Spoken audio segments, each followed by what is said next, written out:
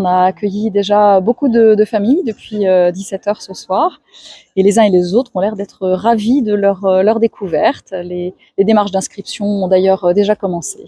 Permettre aux parents et aux enfants de découvrir l'intérieur de l'établissement, donc une visite des locaux, mais en plus de rencontrer les enseignants, de découvrir les activités qui sont proposées, et puis voilà, de sentir un petit peu l'état d'esprit et le climat de l'établissement dans lequel on travaille avec nos jeunes.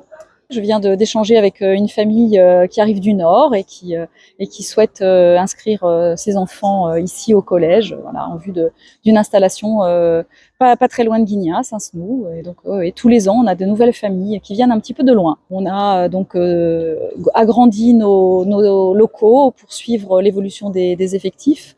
En rentrant donc dans ces nouveaux locaux qui sont derrière moi il y a 2 ans maintenant, et avec un étage supplémentaire qui a été fait l'année dernière. Et donc on suit les effectifs croissants au collège, oui. Cette année, on est sur une forme de stabilité.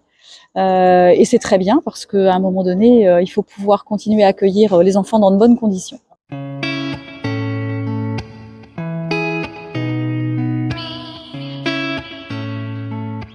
Nous accueillons 309 élèves dans 12 classes, 14 enseignantes qui les accompagnent, 5 ASEM, des AESH. Et donc l'idée, c'est aussi de les recevoir ce soir pour qu'ils puissent rentrer dans les classes et puis faire visiter à leurs parents, leur faire découvrir les différents projets qu'on mène toute l'année.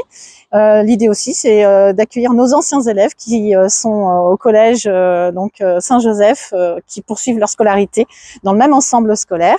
Donc nos grands qu'on a vus tout petits, et puis voilà, ils viennent nous faire un petit coucou pour nous donner de leurs nouvelles.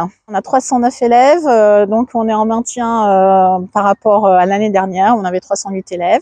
On a eu la chance d'ouvrir 3 classes sur les 7 dernières années, donc une belle progression. L'idée n'est pas d'accueillir, c'est d'assurer les bonnes conditions d'apprentissage et d'enseignement pour les élèves comme pour les enseignants.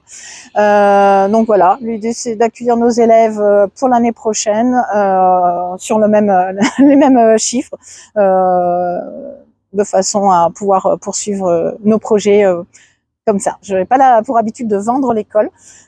L'école, pour l'apprécier, il faut la vivre. Et voilà, donc je vous invite bien sûr, si vous souhaitez avoir des renseignements, à me contacter au numéro de l'école. Mais l'idée, voilà, c'est de pouvoir avoir des précisions sur l'école, mais je ne vous vendrai jamais l'école.